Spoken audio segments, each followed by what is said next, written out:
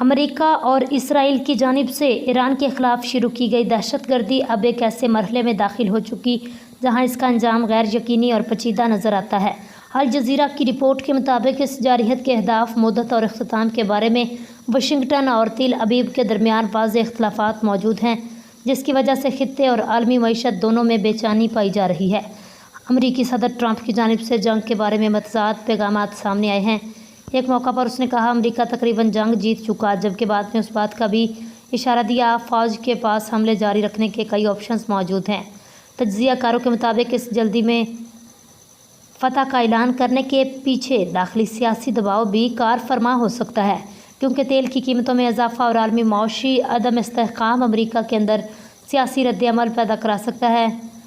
خاص طور پر آئندہ کانگریس انتخابات کے تناظر میں اسرائیل کے اہداف زیادہ وسیع۔ دوسری طرف دجالی وزیر اعظم نیتن یاہو اس جنگ کو محض فوجی کارروائی نہیں بلکہ ایک بڑے سیاسی منصوبے کے طور پر دیکھتا ہے۔ اسرائیل کے مطابق جنگ کا حتمی مقصد ایران کا موجودہ نظام کو ختم کر کے وہاں سیاسی تبدیلی لانا ہے۔ یہی وہ بنیادی نقطہ ہے جہاں امریکہ اور اسرائیل کے اہداف میں فرق نمایاں ہو چکا ہے۔ امریکہ محدود فوجی کامیابی اور ایران کی عسکری طاقت کو کمزور کرنے پر زور دیتا ہے، جبکہ اسرائیل مکمل سیاسی تبدیلی یعنی نظام کی تبدیلی کو ترجیح دیتا ہے۔ تجزیہ کاروں نے اس جنگ کے اختتام کے لیے چند بڑے ممکنہ راستے بیان کیے ہیں۔ پہلے نمبر پر ایران میں نظام کی تبدیلی۔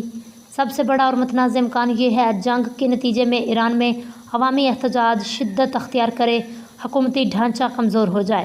اس کا امکان اگرچہ کم ہے، لیکن اگر فوج یا سیکیورٹی اداروں کے بعض عناصر بھی مظاہرین کا ساتھ دیں تو حکومت گر سکتی ہے۔ لیکن ماہرین کے مطابق یہ سب سے خطرناک راستہ بھی ہے، کیونکہ اس کے نتیجے میں ملک عدم استحکام، داخلی تصادم یا خانہ جنگی کا شکار ہو سکتا ہے۔ دوسرے نمبر پر ہے محدود فوجی فتح۔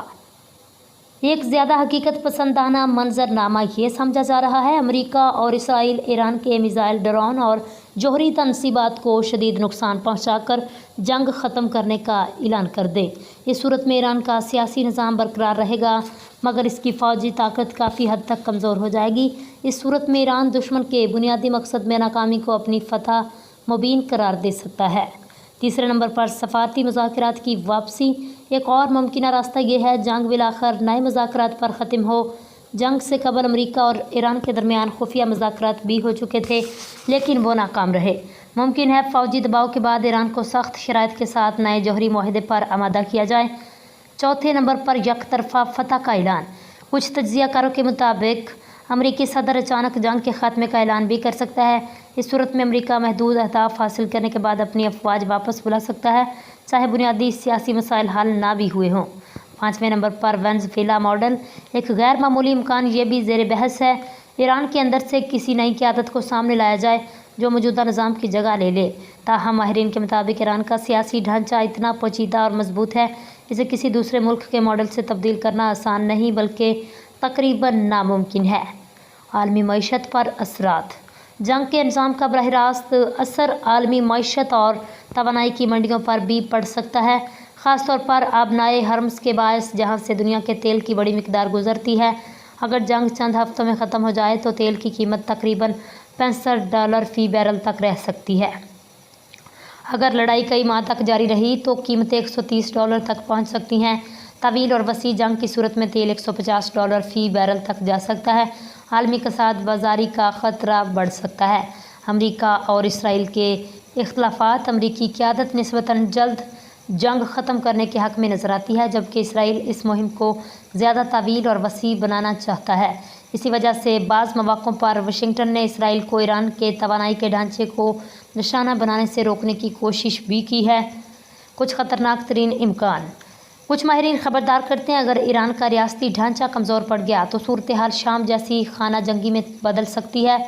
ایسی صورت میں نسلی تنازعات، بیرونی مداخلت اور بڑے پیمانے پر مہاجرین کا بحران پیدا ہو سکتا ہے۔ زیادہ تر تجزیہ کار اس بات پر متفق ہیں اس جنگ کا اختتام پیش گوئی کے مطابق نہیں بھی ہو سکتا۔ ممکن ہے یہ اچانک کسی سفارتی معاہدے، سیاسی تبدیلی یا غیر متوقع فوجی پیش رفت کے ذریعے ختم ہو جائے۔ خلاصہ یہ ہے، ایران کی جنگ صرف فوجی مقابلہ نہیں بلکہ مشرق وسطیٰ کے مستقبل کے تعین کی ایک بڑی کشمکش بن چکی ہے، جس میں امریکہ جلد فتح اور انخلاء چاہتا ہے، جبکہ اسرائیل خطے کی سیاسی ساخت کو بدلنے کے مقصد سے زیادہ طویل اور فیصلہ کن جنگ کا خواہاں دکھائی دیتا ہے۔